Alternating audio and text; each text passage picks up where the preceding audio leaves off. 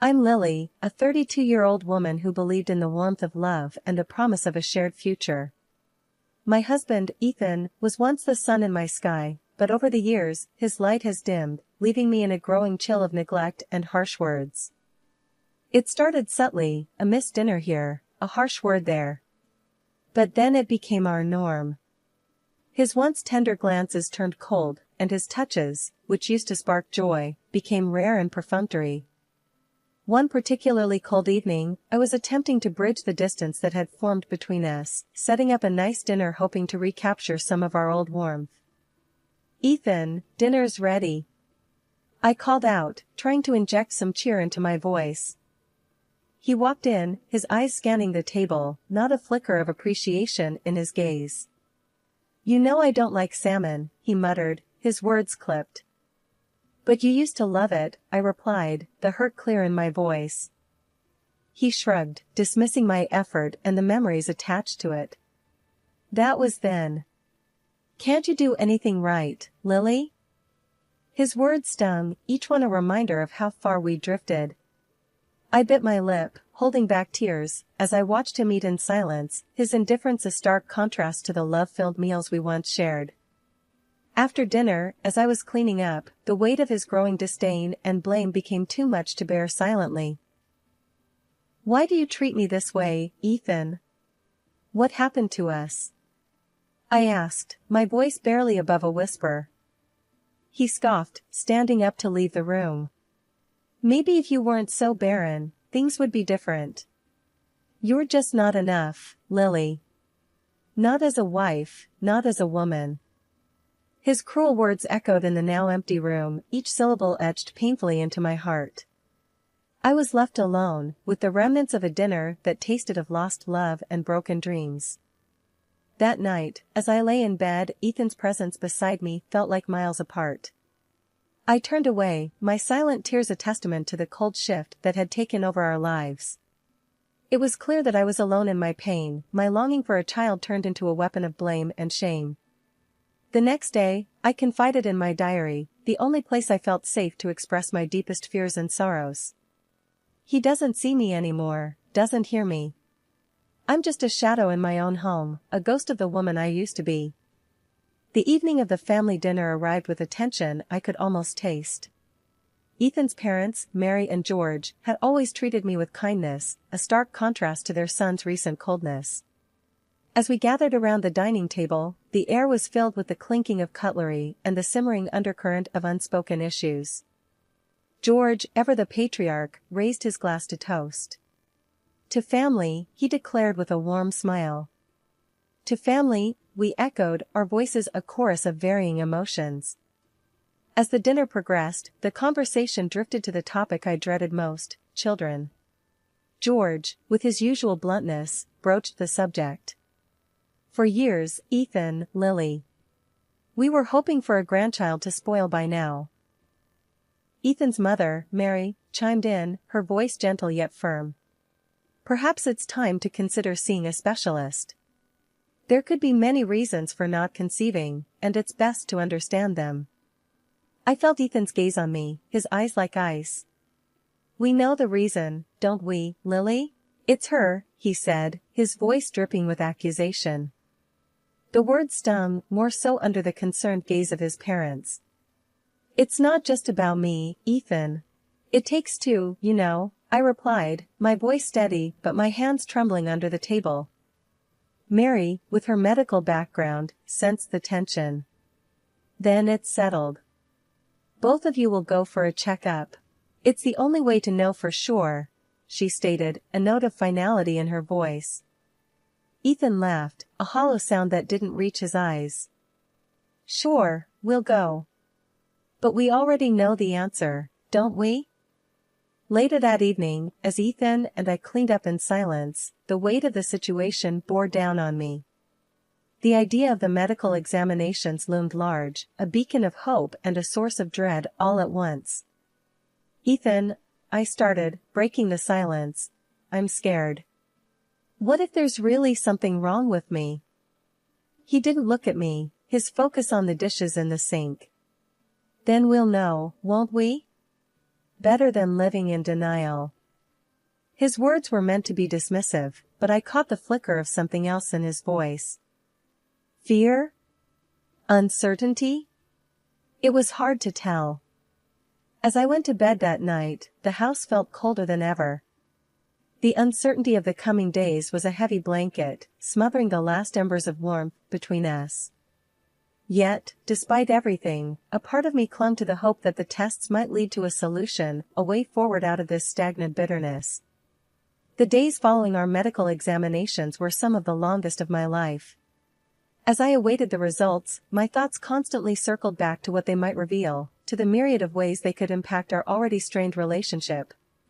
Ethan, however, seemed more irritable than anxious, his patience wearing thinner with each passing day. One afternoon, as I sat lost in thought, Ethan stormed into the room, his face twisted with annoyance. "Look at this place, Lily. It's a mess. You're so caught up in your own head, you've let the house go." Before I could respond, he grabbed my hand and practically dragged me into his office. "Start here. I want every surface clean, especially my desk. I can't work in this filth." His words stung, but I bit my tongue and began to clean, my motions mechanical as I tried to suppress the hurt and confusion swirling inside me. As I moved to dust his desk, my hand accidentally caught the edge of a folder, sending it tumbling to the floor, papers spilling out in a chaotic cascade. I knelt to gather them, apologizing under my breath, but as I started to put them back, my eyes caught on the contents. There were medical insurance papers, hospital receipts for childbirth, all paid for by Ethan. A name I didn't recognize, likely the mother, was listed, along with a date not too far in the past. The truth hit me like a physical blow. Ethan had a child with another woman. My heart pounded, a mix of shock, betrayal, and a deep, searing pain coursing through me. But I knew I couldn't confront him, not yet. I needed to be smart, to gather evidence and plan my next steps carefully. Once I was sure Ethan was occupied elsewhere, I quickly copied all the documents, my hands shaking as I worked. Each copy was a silent confirmation of the lies and deceit that had infiltrated our marriage, of the double life Ethan had been leading right under my nose. As I tucked the copies away in a safe place, a strange sense of calm settled over me. The hurt was still there, a dull, persistent ache, but it was now accompanied by a clarity of purpose. I wouldn't let Ethan get away with this betrayal. I would bide my time, wait for the right moment to reveal everything. For the rest of the day, I moved through the house like a shadow, performing my chores with a mechanical efficiency. Ethan remained oblivious, wrapped up in his own affairs, unaware of the storm brewing just beneath the surface. That night, as I lay in bed, Ethan's breathing steady and even beside me, I couldn't help but wonder how many other nights he'd shared with another, how many lies he'd told to cover his tracks. The pain was almost unbearable, but it was also a catalyst, transforming my sadness and despair into a quiet, burning resolve. I didn't know what the future would hold, but one thing was clear: I wouldn't be the silent, suffering wife any longer. I would confront Ethan, confront the truth, no matter how painful it might be. The wait for the examination results was still there, a looming question mark in our lives, but it was no longer the only thing defining my existence. I had a plan, a purpose, and I would see it through to the end. No more waiting, no more wondering. It was time to act. As Ethan's birthday unfolded, the house buzzed with the hum of conversation and laughter, a stark contrast to the storm brewing within me. I circulated among the guests, a smile plastered on my face, my heart racing with the anticipation of the revelation to come. When it was time for Ethan to open his gifts, the room filled with the rustle of wrapping paper and appreciative murmurs. Finally, it was my turn. I handed him a neatly wrapped box, my hand steady, my resolve firm. "Happy birthday, Ethan," I said, my voice betraying none of my inner turmoil. He accepted it with a confident smirk, perhaps expecting something mundane, something that would affirm the facade of our marriage. But as he lifted the lid and his eyes scanned the contents, his expression morphed from smug assurance to utter shock. "What's this?" he stammered, his voice faltering as he held up the documents for the room to see. "It's the truth," I said simply, standing firm amidst the sudden wave of tension that swept through the room.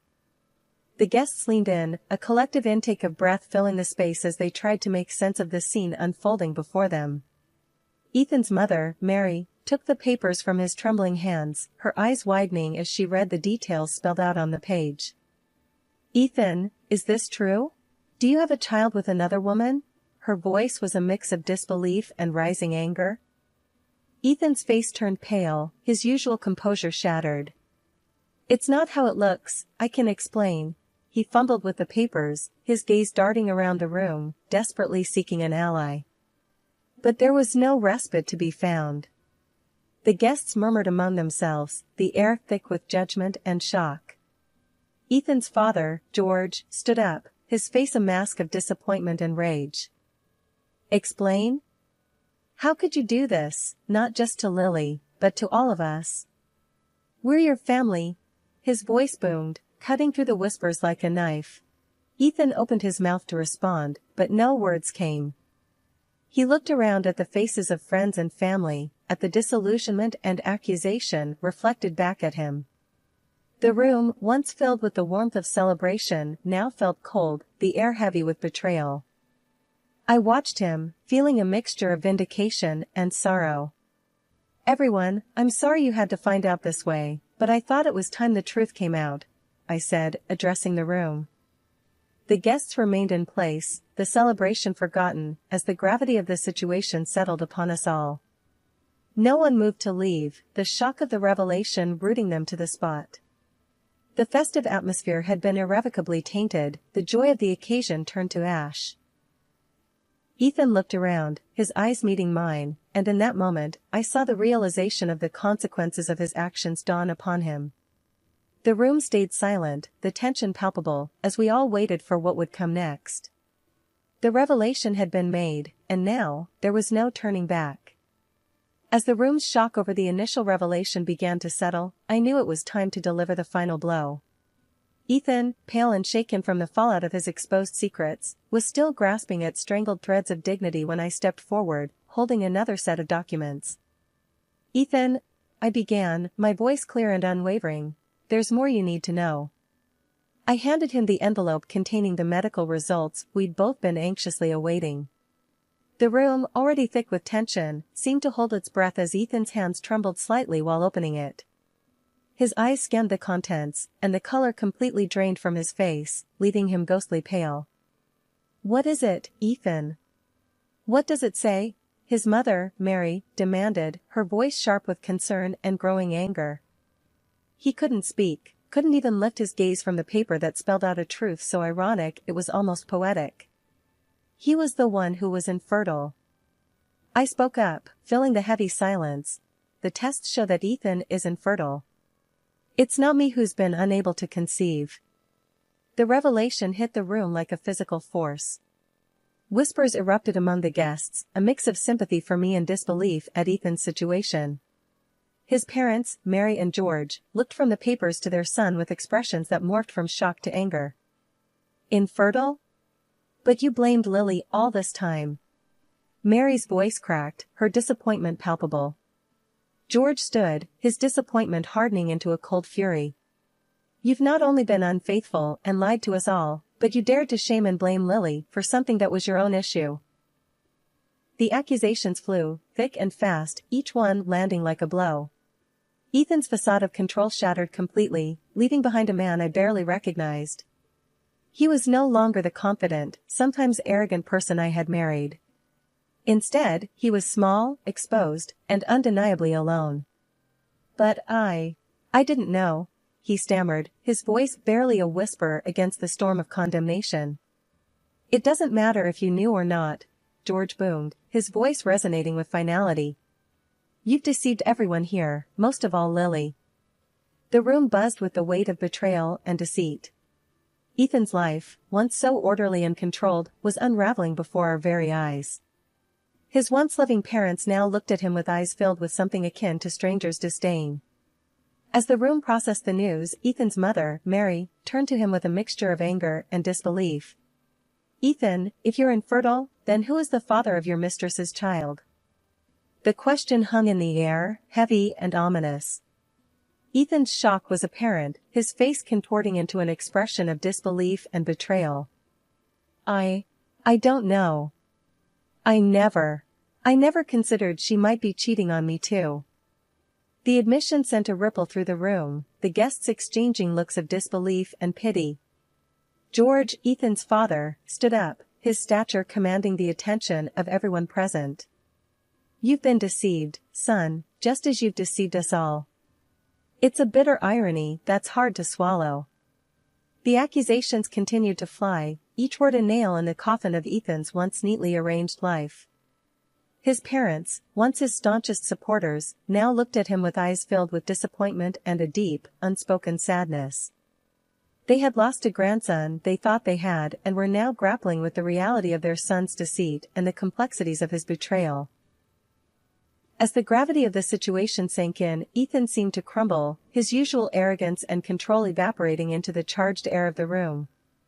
I need to figure this out. I need to understand what's happened, he murmured, more to himself than anyone else. The guests began to leave, the atmosphere too charged with anger and disillusionment to bear. Ethan's parents remained, their expressions grim and thoughtful, a stark contrast to the joy and celebration that had marked the beginning of the evening. The room emptied until it was just Ethan, his parents, and me. The silence that followed was a testament to the broken relationships and trust that lay in tatters around us. Ethan's world had come crashing down, and as he sat there, head in his hands, it was clear that the journey ahead would be a difficult one, filled with introspection, legal battles, and the daunting task of rebuilding his shattered life. For me, the revelation of the medical results was a vindication of sorts, but it was also a reminder of the complex web of lies and deceit that had ensnared us all. As I looked around the room, at the faces of those I had once considered family, I knew that while this chapter was closing, the story was far from over. There were questions to be answered, wounds to heal, and a new path to forge. The tables had turned, indeed, but the full extent of the fallout was yet to be realized. The dust had barely settled after the revelations of Ethan's birthday when I found myself navigating the aftermath of our shattered marriage. The house, once filled with shared dreams and laughter, now echoed with the heavy silence of our broken vows. Ethan, a mere shadow of the man I once knew, tried to approach me the morning after, his eyes rimmed with red, a mix of sleeplessness and perhaps regret. Lily, he started, his voice hoarse. I don't even know what to say. What is there to say, Ethan? I replied, my voice steady, a stark contrast to the turmoil inside. The truth is out. There's no taking it back. He ran a hand through his hair, a familiar gesture that now seemed foreign. I know I've messed up, more than I can ever fix. But I was scared, Lily. Scared of what it meant to be infertile, to not be able to give us, what we wanted. I sighed, feeling the weight of his words, yet unable to fully comprehend the depth of his deceit. Being scared doesn't excuse your actions, Ethan. You lied, you cheated, and you hurt everyone around you, especially me. He nodded, the fight seemingly gone from him. I know. And I'll do whatever it takes to make it right, if not for us, then for my own conscience. The room grew quiet, the air between us thick with unsaid words and unresolved pain. I knew that the path ahead was one I would have to walk alone, the trust and love we once shared now just remnants of a past life. In the days that followed, I took action. I met with lawyers, collected the necessary documents, and filed for divorce. Each step felt like a liberation, a reclaiming of the dignity and respect I had lost in the shadow of Ethan's betrayal. The legal proceedings were a blur, a series of meetings and signatures that dissolved the life we had built together. Ethan didn't fight it, his compliance a small solace in the storm of our separation. As I walked out of the lawyer's office, the final papers in hand, I felt a mix of relief and sorrow. My marriage was over, the dreams we shared irreparably damaged. Yet, I also felt a spark of hope, a sense that from the ashes of this ordeal, a new, stronger Lily was emerging. The community, once so integral to our lives, watched from a distance, their whispers and pitying glances a constant reminder of the scandal that had unfolded. But among the murmurs, I also found support, friends and neighbors reaching out with offers of help and words of encouragement. One afternoon, as I sat in the garden, the sun warming my face, Mary came to visit. Her eyes were kind, but I saw the hurt that still lingered there. "Lily, I just want you to know, we don't blame you. You've handled this with more grace than anyone could expect," she said, taking my hand in hers. I looked at her, the woman who had been like a mother to me, and felt a pang of shared loss. "Thank you, Mary. I just wish things could have been different."